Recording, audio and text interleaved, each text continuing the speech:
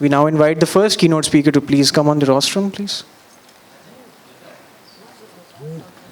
Dr. Ishrat Hussain.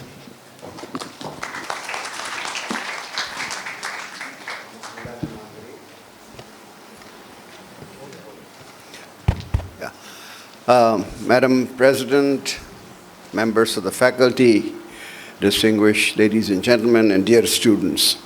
It's always a great pleasure for me to come to SZABIST, which I have been doing for a very long time, particularly because I feel that I get inspiration from the young men and women who are attending this institution.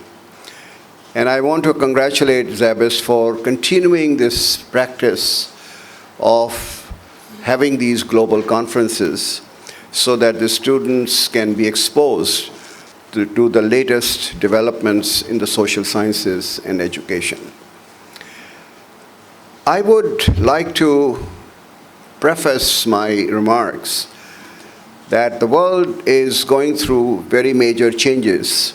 And when you prepare yourself for the future, you should not look to the past and to your parents or your brothers and sisters, because if you do that, you would be very much misguided. There are many trends which were not present even in the early 21st century.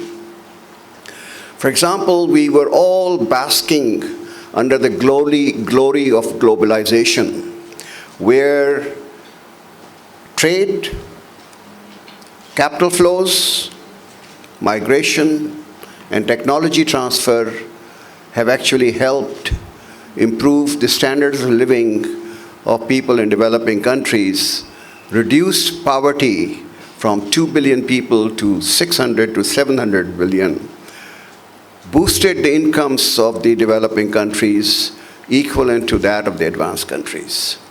So this has been a very positive era in the history of economic development. Unfortunately, since 2016, we are seeing a reversal of globalization.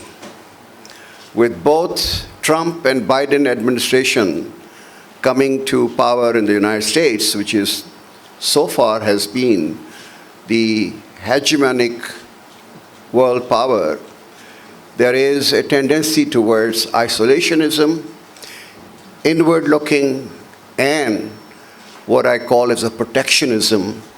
So they protect your own industry and discourage international trade. And this is because one of the developing countries, China, which had $200 per capita income in 1980, has now gone to challenge the United States with becoming the second largest economy in the world and the largest world trading nation, and a leader in 53 out of 64 emerging technologies of the world. So it has shattered the confidence of the hegemonic power. And therefore, you see this kind of tariffs and restrictions from the United States and followed by that Europe. So we have a very difficult situation. Second trend is that of climate change. And that is something which we do not really worry about. Your food, energy, and water security actually depend on the melting of glaciers and removal of all obstacles from the flow of the water, uninterrupted. But now, under the climate change, the heating and warming is leading to flooding, is leading to heat waves, leading to abrupt and erratic trends as far as the climate is concerned. And we will suffer if we do not adapt ourselves to the drought-resistant, heat-resistant, smart agriculture, which will be able to feed us and our next generation. The third trend, which is going to affect all of you, and I'll spend a little bit of time later on this, is the advancement of technology. The speed with which technology is going to affect both our production processes and our standards of living is totally unanticipated. Nobody can anticipate. The jobs which existed 10 years ago will disappear. And we do not know what kind of new jobs will be coming on forth in the next 10 years. And this is a point I want to emphasize, looking at the younger people here. Pursuing degrees and pieces of paper is striving for good GPAs, memorizing the material and reproducing the material at the exam, and the teachers giving you the notes which they prepared long time ago. That is 𝗚𝗧𝗋𝗋. If you indulge in that, you will have a bleak future ahead of you. The word today is employability.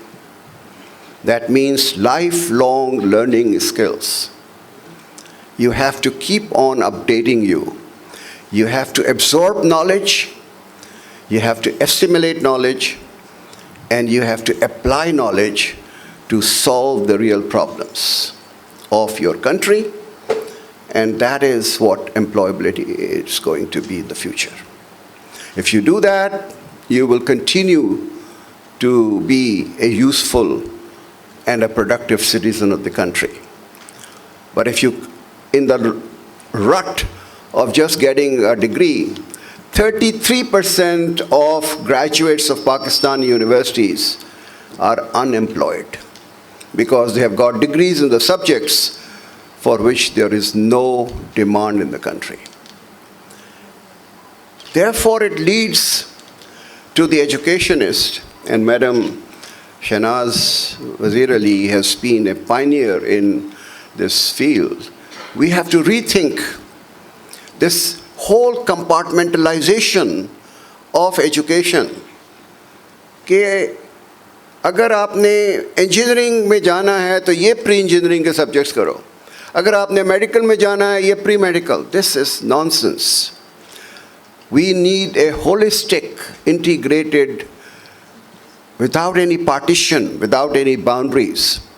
The students of social sciences should learn mathematics, should learn computer skills, digital skills, while the social scientists will prosper because they have the relevant skills, while the engineering students and science students should learn literature and social sciences because they become good human beings before becoming good professionals.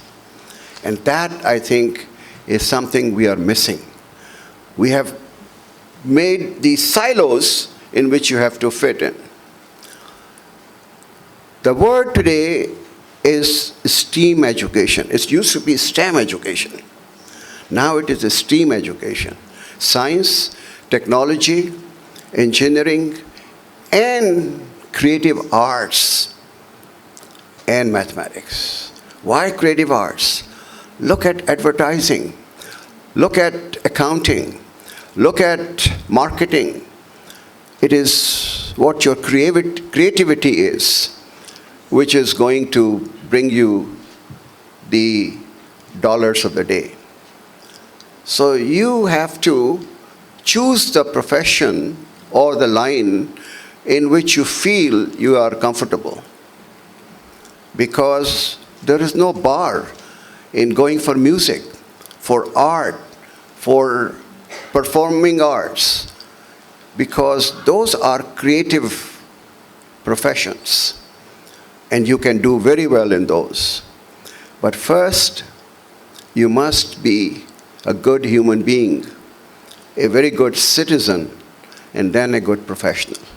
That is the sequence in which, if you imbibe yourself, you would do very well in the future. So knowledge by itself is not useful. Application of knowledge to solve the real problems is what we require. I came last night late from Larkana, and I was surprised that there is no linkage between the universities in Larkana and the agriculturists, the farmers, or the businessmen in Larkana. This is not just one city.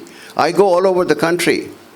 The academics do not talk to the businesses. They do not talk to the agriculturists.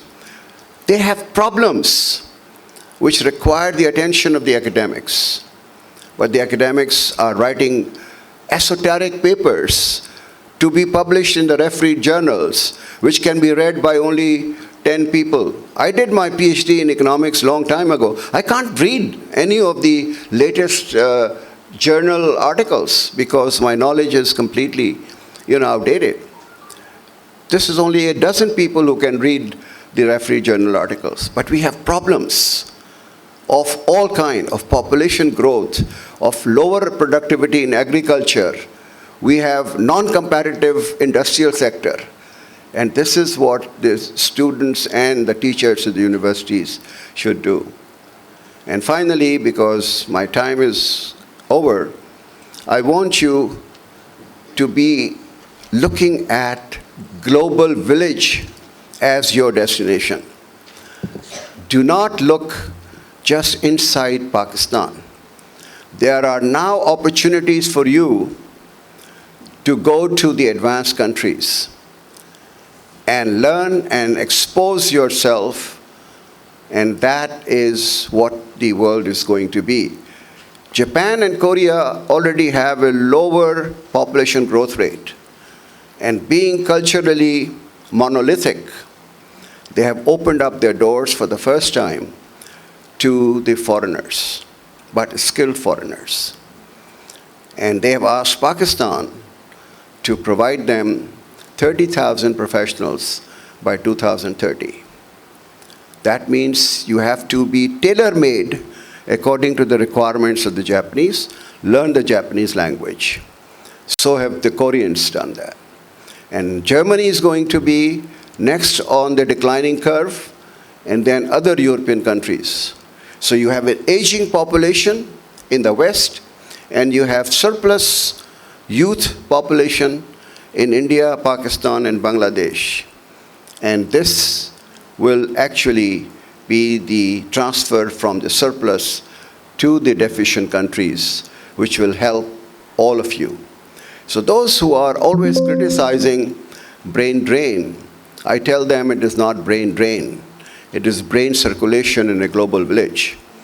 You go, learn, expose yourself, imbibe the best practices, come back to your country, and make contribution. And I give you my own personal example. I was a civil servant, and if I had not gone to the World Bank, one day I would have become the governor of the State Bank. But the 20 years of exposure to the different countries of the world have completely changed my mindset. I could not have done anything like this if I had stayed back in Pakistan only, because I didn't know what is happening in the rest of the world. But when I did that as a capsule as to what works and what doesn't work, I was able to make an humble contribution to this country. And this is my message, that don't be shy of competing with the rest of the world, because we are living in a global village. Thank you very much.